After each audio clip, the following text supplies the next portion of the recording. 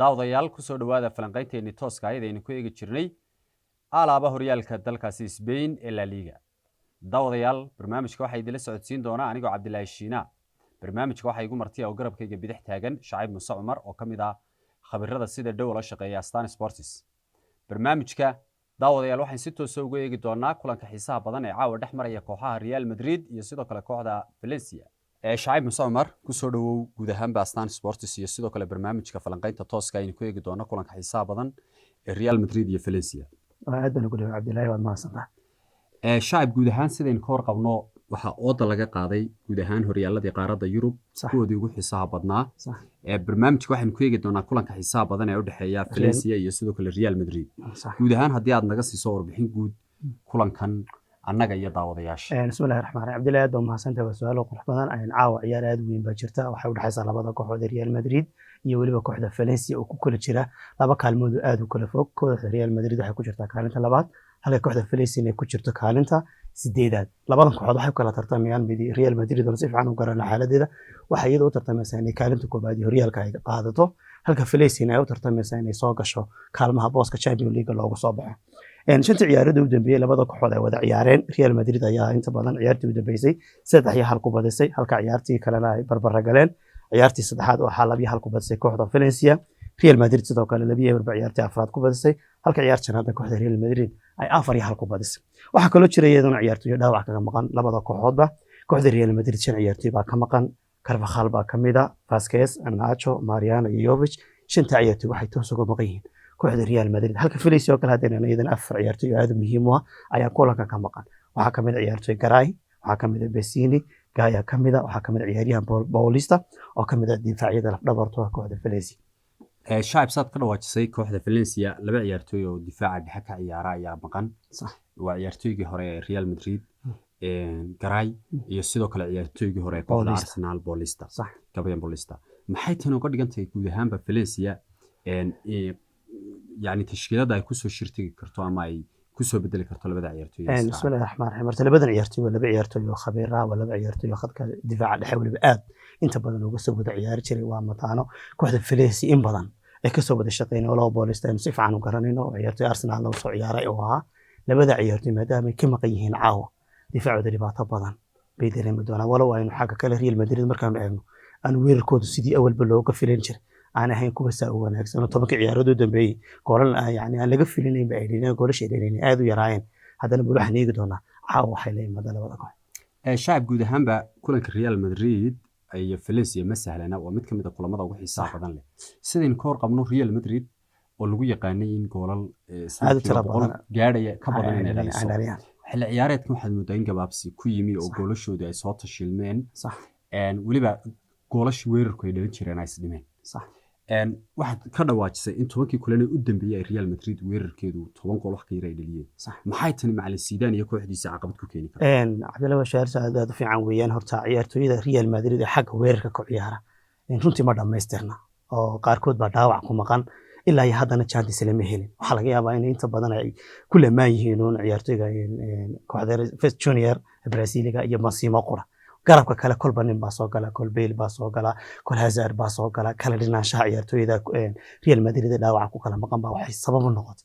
inay weerarkii loogu yaqaanay kooxda Real Madrid oo inta badan daciif aad u weyn uu ku yimaado. seen ka dhahan karnaba 10 ciyaareed u dambeeyay. waan ku soo laaban doonaa Shaciib, bal waxaad warbixin kooban naga siisaa annaga iyo daawadayaasha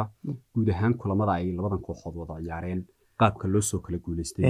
difference-ka u dhaxeeya warbixin naga siiyaa. waa su'aal aad u qurux badan Cabdilaahi. labadan kooxood waxay wada ciyaareen guud ahaan 169 game bay wada ciyaareen. 87 ciyaarood waxaa badisay kooxda Real Madrid, 45 waxaa badisay kooxda Valencia, halka 37 ciyaaroodna ay barbar dhaceen labada kooxood. sidaad ka dhawaajisay 60 iyo 169 ka kulan 87 kamid Real Madrid baa badisay, 45 waxaa badisay kooxda Valencia. difference-ka u dhaxeeya waa masaafo fog. ma la oran karaa kooxda Real Madrid way ka adag tahay kooxda Valencia oo inta badan cagta ay maraysaa? dabcan markaad u eegto ciyaarahaas tirada badan ee wada ciyaareen iyo guulaha ay ka haystaan kooxda Valencia waxaa la karnaa aad bay uga adag tahay. waayo markaad eegto 169 waxaa badisay kooxda Real Madrid 78 يعني Valencia waxa badisay 45 game. waa boqolkiiba 50 guulaha ay Valencia haysato waxa ka badan Real Madrid baa ka badan. taa macnaheedu waxaan oran karnaa Real Madrid si fiican oo qurux badan waxay uga adagtay kooxda Valencia. dhanka kale Shacib waxaa la meelaawaana in kooxda Valencia waayadan u dambeysay ama 10 sano ama 20 sano ee u dambeeyay ay ku adag tahay inta badan inay qabato kooxaha horyaalka hogaaminaya ama labada kooxood ee isku derbiga ama isku kalaaskada ee Real Madrid iyo Barcelona oo inta badan in ognahay inay ku dhibto garoomada waaweyn sanadkii u dambeeyay xitaa Barca ay ka qaaday koob kala reegi maxay tan uga dhigan tahay ama maxaa chance u siiyay Valencia iyagoo ciyaartooyada yara inay kooxaha noocan la tartamaan ama la xafiltamaan waxa ugu caanay keeni kara waxaan oran karnaa waxa ugu muhiimsan waxa weeyaan waa kala daadsanaashaha ka muuqda labadii kooxood waaweyn marka hore liiga ku tartami jiray marka Real Madrid oo kale hoos u dhac weyn baa ka muuqda Barcelona oo kale Barcelona aynu naqaanay ma aha idan hoos u dhac aad weyn baa ayaa ku jira taas waxay saamaxdeen kooxaha hoose Valencia ay ka mid ka tahay Sevilla ay ka mid ka tahay Atletico Madrid oo kale ay ka mid tahay ay kubadooda ay kor u soo kacdo marka waxaan oran karnaa waxa weeyaan qaab ciyaareedka hoos u dhacay kooxaha waaweyn marka hore ku hirdami jiray Liga Spain inay hoos u dhacaan ayaa keentay in Valencia kooxaha yar ka hooseeya ay ku dhiiradaan in iyagu tartanka qayb ka noqdaan aad baad mahadsantahay waxyaabaha kale ee kulankan xiisaha u yeelaya iyo guud ahaan kulankan Real Madrid iyo kooxda Valencia waxa uu kulamadii hore ay soo wada ciyaari jireen kaga duwan yihiin haddii aad anaga iyo daawadayaasha warbixin kooban naga siiso su'aal aad u fiican waxyaabaha waadka waxa kamid ah awal waxa lagu ciyaari jiray garoomo taageerayaasha ay ka buuxaan xamaasadiisa leh maxaan ku raadayay ciyaartooydu ay inta badan 100% fitiin caafimaad qabaan laakiin marka kulanka la ciyaari waxa lagu ciyaaraa garoonka iyo manan oo yani aan wax taageerayaal haba yaraatee aanaysan jirin xagga bedelka oo kale wala waxa kay tababaro kasta ku xisaabtami jiray 3 ciyaartooy bedel imka wuxuu ku xisaabtamaya 5 ciyaartooy bedel taas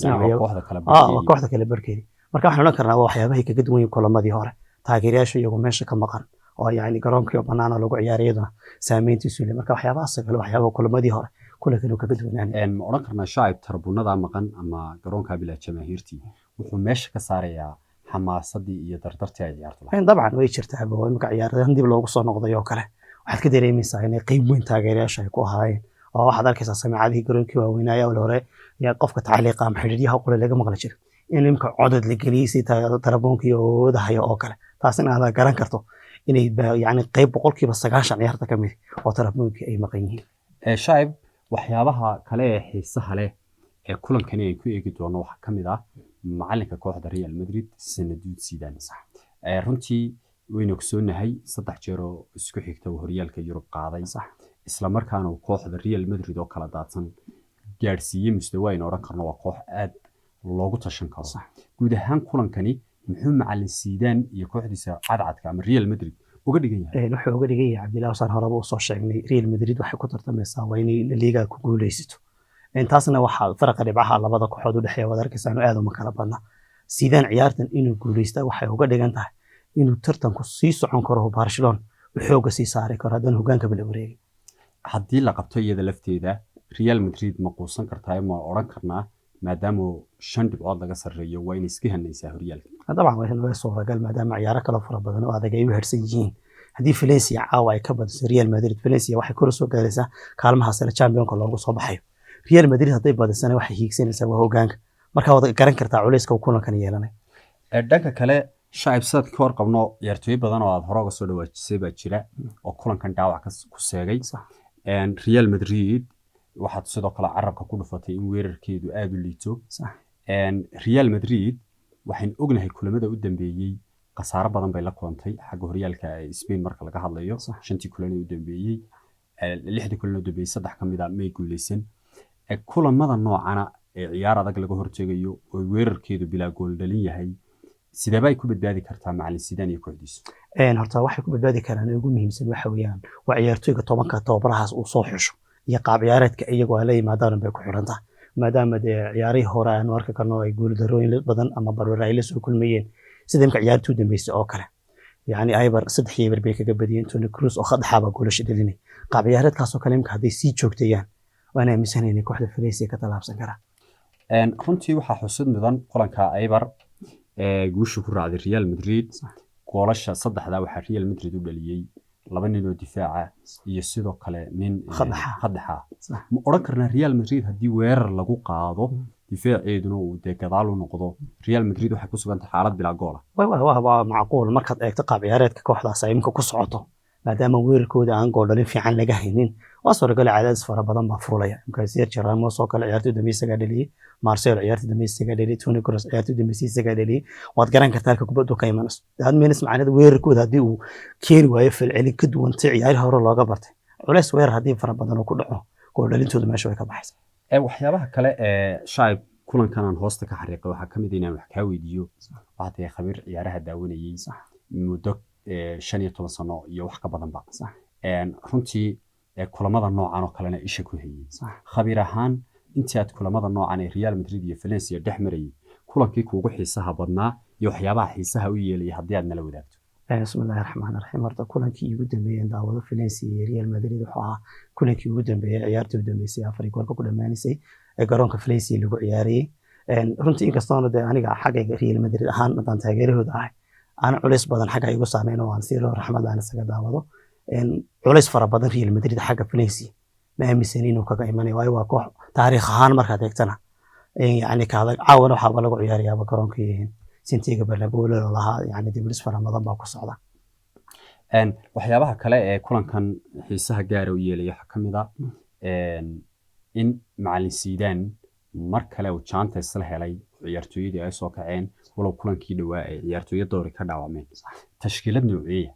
ayuu la shariman karaa macallin Zidane si uu sii xoojiyo tartanku sii socdo oo wax weey dhibcaha Barca uu soo yareeyo aniga sida ay la tahay goolka awal waxa ku soo bilaabmay jiray Cordoba baashi difaaca yani bidixda waxa ku soo bilaabmay jiray Marcelo xaq khadka dhexe waxa isugu iman doona hadii Ilaahay raaliga noqdo Sergio Ramos iyo Varane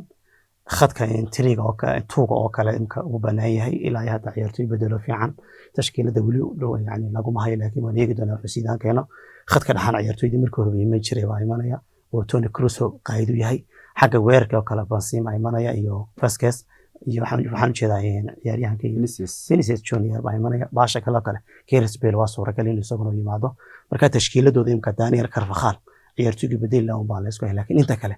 shaxdii markii hore ay bar ku yimaadeen ayuu imkaan ku yimaado walaal niyada lagu hayo la leeyahay idin heesaara imka caafimaadkiisa uu taam yahay ciyaartoyda meesaba yani qaab ciyaareed fiican la soo kacay inuu isaguna ku soo bilaaban karo guud ahaan inagoo ku jirnaa guntii iyo gabagabadii aynu ku eegaynay falanqaynta kulanka xiisaha badan ee Real Madrid iyo Valencia khabiir ahaan markaad aqoontaada la kaashato qaab ciyaareedka labada kooxood iyo ciyaartooyada kulanka u diyaarka